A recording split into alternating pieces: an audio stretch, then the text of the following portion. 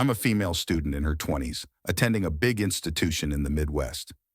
I work as a desk clerk in one of the student libraries, essentially checking out supplies and books, and out offer instructions for the building and surrounding places, assist the customers with what they could require. Additionally, I'm talkative and friendly, which makes me a good customer service employee that people will stop to talk to. By May, I will recognize everyone on a regular basis, and the majority of the people I see in the library are really wonderful people. One evening at about 9 o'clock at night, Mark, another employee of the library, stops by to talk. He works in a different department and is often going around the building, so he regularly walks past my desk and says hello. Knowing myself pretty well, I told him that I wasn't feeling well and was anxious to get off work as soon as possible. He wished me well and continued on his way. While we were talking, a customer had come up behind Mark to wait for my attention, which was understandable given that I work at the front desk. As Mark leaves, the man steps up to take his place in front of my desk. He gives me a glance with an awkward smile on his face. I've seen him a few times walking around, so I didn't think he was homeless or anything. He said he heard that I wasn't feeling well and asked if I wanted him to get me a drink from the vending machine down the hall since the cafe closed today. I politely declined, clearly not wanting to take drinks of any kind from strangers. He seemed a little upset but didn't say anything. He also said he heard that I got off suit and asked, and began to think about my escape routes. There is just one person working at the desk. I can't leave the library alone during weeknights since there aren't many people there, especially since it's spring semester and I have no coworkers to cover my desk. My boss works in the administrative offices on the second level, but since I knew my favorite supervisor isn't here today, I was unable to obtain a supervisor. Down here, I can't really explain the problem over the phone without a good reason because it's right next to me, and this person might listen. Even if I call upstairs, who knows what he would have done in any situation?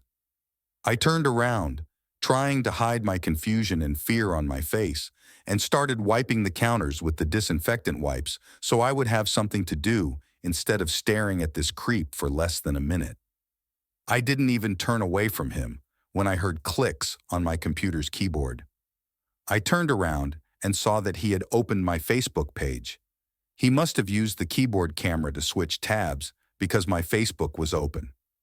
I locked in, but as I stepped away from the computer, it happened in another tap. This is clearly very problematic because this man now knows both my first and last name. I asked him what he was doing as he adjusted the computer at an angle so we could see the screen and was analyzing my profile. At that point, I'm terrified, but to be honest, I was simply mad at him. He continued, "Oh, so your name is Abigail Watson. It's lovely to meet you, of course. I couldn't pretend it was someone else. After all, my profile photo is myself. So this really got to me. I told him that was disrespectful and that it violated my privacy. He said that since it was on a public computer, it was permissible. He then moved to approach me, reached slightly over the desk, and attempted to take my arm. Just as I was about to get hot, Mark came down the stairs and said he had heard me from the stairwell. I must have been shouting very loudly at this point, because Mark could see that I was clearly ticked off when I told him that he had attempted to buy me a drink, led me to my car, and had even gone so far as to take my personal information from my Facebook profile. The man was a rather large, burly guy, and Mark walked right up into his face, telling him to get the hell out of there and forget my name and face.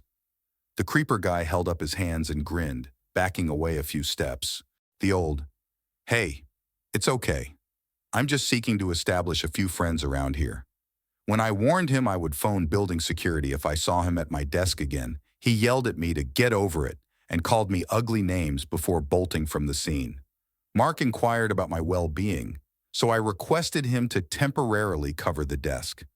Minutes later, when I went up to my boss to tell him what had occurred, he was also fairly furious with this person and told me that he would get security to look at the camera video in the hopes that this scum might be identified, and that if he returned, he would be banned.